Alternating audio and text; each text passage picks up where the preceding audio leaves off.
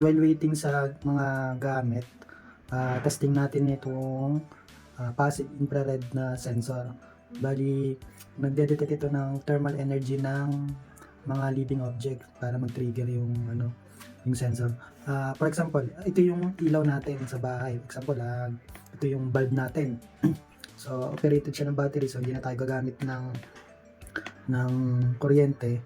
Puro ano na lang, puro pang battery. So, yung switch nyo, gagamitin na lang yun na pang charge ng battery. Sa application na lang, pagka nagawa na, papakita ko.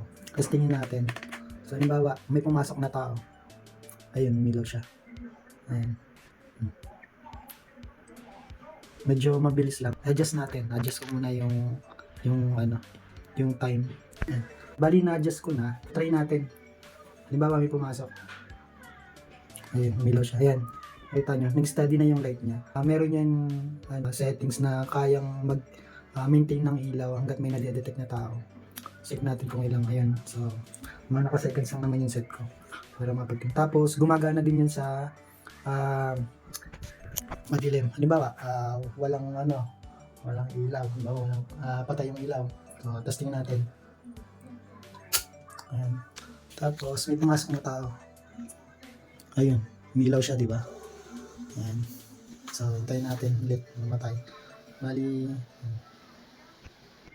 okay. Ayan. So, patay na siya. Yung sensor nito ay nagbe-base sa thermal energy ng tao. So, tingnan nyo, papakita ko. Halimbawa, itong yung ba pwedeng ihagis? Ito, halimbawa, itong damit. May hawak akong damit. Ihagis ko siya.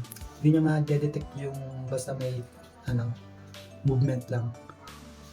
Dali ako ba? Mahalip yung kamay ko. Ayun.